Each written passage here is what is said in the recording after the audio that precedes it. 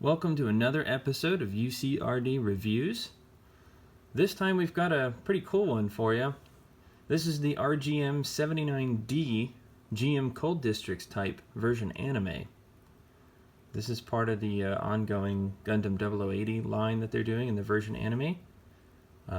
Obviously the GM Cold Districts type, or Cold Climate type as it's also called, is it first appeared in Gundam 0080 War in the Pocket. They were only in the first scene when the Zeon Special Forces team attacked the Antarctic base in search of the Federation's new Gundam, and these GMs were deployed to protect it and subsequently slaughtered by the Hygoggs that were attacking. They only appeared in that first scene and we never really saw them again, so neat that they have a figure representation. Yu Kajima in the Blue Destiny manga also used one. I believe in the beginning of the manga, and he actually used it well and took down some Zeon mobile suits with it. But going back to the figure, like I said, this has never had a figure of it, no MSIAs, no nothing. So this is its figure debut. So let's see how it did. I mean, on the box so far, you know, that image there is actually when it's a recreation of the anime when the GMs were deployed out of the underground part of the Antarctic base. And then you have some of the stuff you get here on the side. You have a side profile of the GM. And then on the back here you have another scene recreated. That's the GM that took down Andy's Hygogg in the anime. And then you have just a profile. You don't get a line art or anything, but then you have some of the articulation that that it can do, and it's kind of funny that it shows this. I'll remark on this later, but let's check out the actual figure here. Let's get this opened up. Alright, now that we have everything opened up, let's take a look at the GM here. So it's got nice colors to it. Kind of has an off-white, and then this kind of gray color here, which is fairly accurate to what it's supposed to look like. You have colored verniers. The head actually looks really good. It's got a green visor, metallic green. You can actually see the faceplate behind the visor, which is kind of cool. So one thing that I will comment on is this looks like a quality control issue. It was mis-sculpted. It's supposed to be straight out. In fact, we'll skip ahead in the accessories department a little bit and tell you that you get two antennas, if I can get this one out. And let's take a look at, that's what it's supposed to look like. So they did in fact sculpt it wrong. You can see where one's sticking out straight and one's curved, so there's already a quality control mistake. This is looking good. But other than that, it looks good. I mean, the proportions look about right. Let's see how articulation is. Oh, that's interesting. Shoulders have a weird range. Arms come up. So the wrists can do this very unnatural, odd pose there. I don't know particularly why. This piece actually likes to do that. There's another quality control issue. It sticks. That's not good. Does this side stick? Yeah, they both kind of stick. Yeah, look at that. So it wouldn't let me pull the arm up because it had stuck because I pushed it in. That's already, this isn't looking good, folks. The verniers are not movable, although the backpack is removable for some reason. Should have just glued it down, I think, but they didn't. Waist movers around quite a bit. The chest flexes, there's not much going on there, which I'm surprised they showed it on the box, because there's just, that's not a wide range of movement at all. The head can do quite a bit, so it can actually, that little back piece back there folds back and you get quite a movement there, which is kind of neat. The legs work well. You do have toe articulation there. So everything looks good. You have some vernier hard points on the feet and on the back.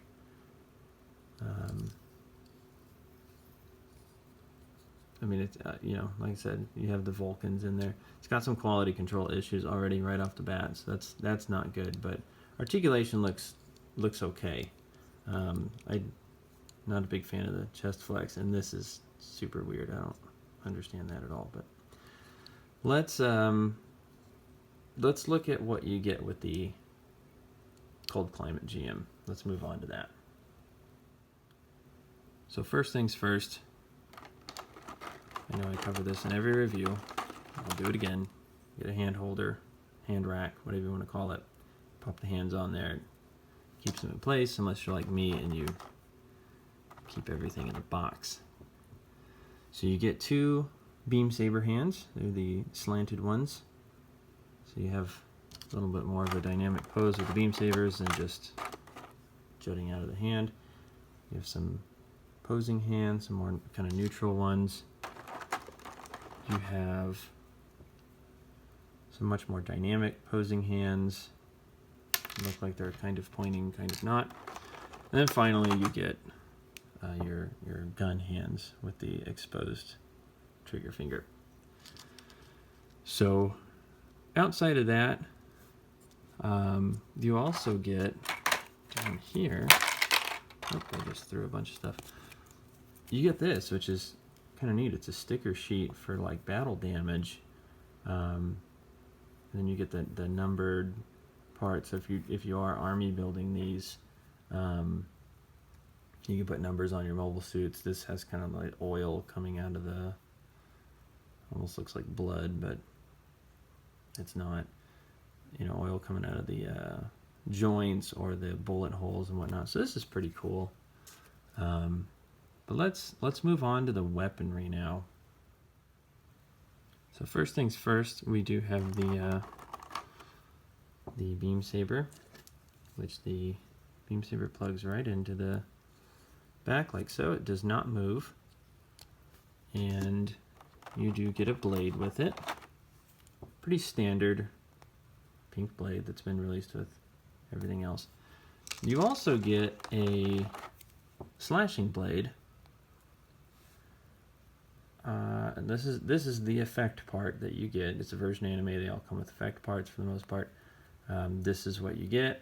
I don't know why particularly, just because they never used the beam saber in the anime, so don't know why you get it. This is the replacement antenna that we talked about before. You do have the shield. Shield's pretty cool. It's a late Federation shield. Doesn't have the big cross on it. It just has the Earth Federation insignia there. Other than that, it's a standard shield that we've seen released with the Gundam and the GM and all that. It does have a handle. Although the better accessory to use with the shield is actually the piece that clips onto the arm, which is this U-shaped piece. The arm does have to be oriented this way, and it goes into these little notches there, and you just clip right in like so, and now you have a GM with a shield. So we also have this little tiny piece. Little tiny piece, and it actually goes on the shield, on the top part there. And this hard point here goes into here. Or this peg goes into this hard point rather. And it's kind of tricky getting it in there. That's a little trickier than I thought. But it basically attaches the shield to the back of the GM. If I can get it to go. There we go. Like so. That way you can have it in a more stored position. So let's cover the guns now. We have the 90mm machine gun. It comes with two. This is another 90mm machine gun. This is referred to as the standard 90mm machine gun, and this is the bullpup in the line art, but they're really the opposite. Bullpup is in reference to the magazine being behind the trigger, which this one fits the bill and the other one does not. So I'll refer to this one as the bullpup. It is all single piece, the magazine is not removable, and it does have a hard point for a firing effect. And it looks nice. We've seen these in Gundam 0080, we've seen it in 8th MS Team, and 0083, and many other places. Now for the more unique gun, this is the other 90mm machine gun based off the real-world British Sten with the side protruding magazine, which is removable, really cool. And it does have this this little front piece that comes off, and you can replace it with a grenade launcher, because who doesn't like grenade launchers on their machine guns, which is really, really cool.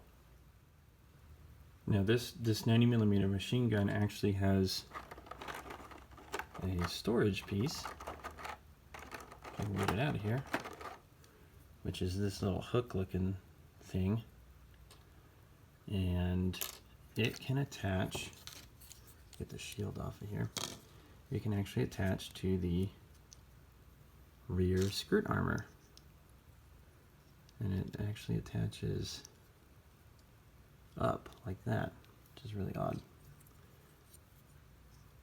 And it goes, there's this like groove here, and it just kind of fits right up in there. And it doesn't fit particularly well, like it doesn't lock into place like you'd think. There's a wiggle to it. I don't know why they didn't make it more secure, because it will fall off if bumped or something. You also get a storage part for a hyper bazooka that the Cold Climate GM does not even come with, which is becoming common. I mean, we got the bazooka storage for the Zaku 2 Kai, and it doesn't come with one. However, on the backpack, this little panel pops off, and that's where you would store your hyper bazooka. But I actually like to store the machine gun there, just because I like the gun stored on the back like this, as opposed to on the rear skirt armor. But anyway, that's what the storage pieces are for. I just wanted to do a quick update. The arm, so I was talking about how this piece gets stuck. I guess I didn't realize it was stuck, and I kind of forced it. And this white piece that goes around the joint went flying across the room. And I guess this is what it's getting stuck on.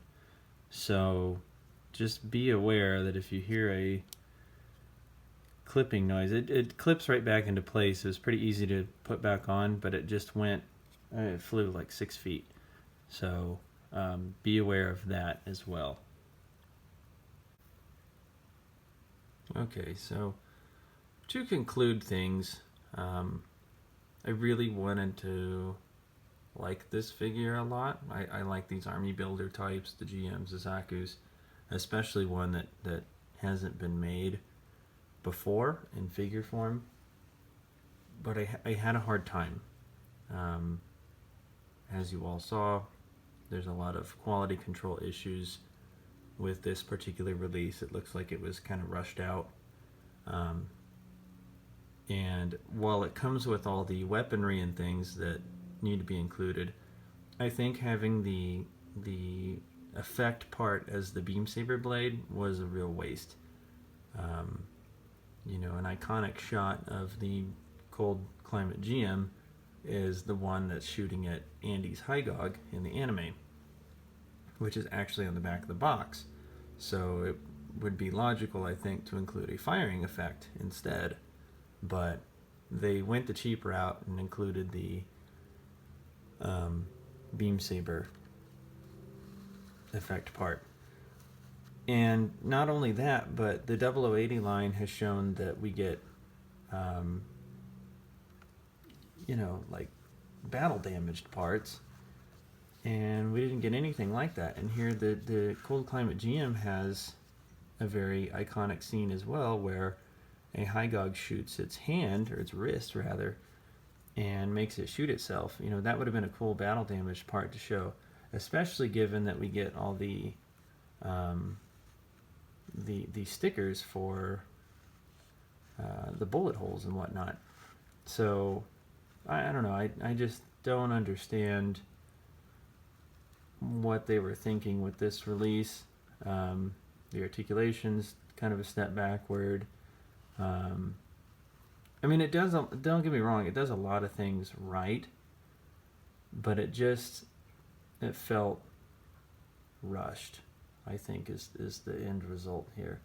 It just felt like they churned this one out real quick to get this out of the way, and then they're going to focus heavier on, the Hygogg or maybe the GM Sniper 2 that's coming down the pipeline.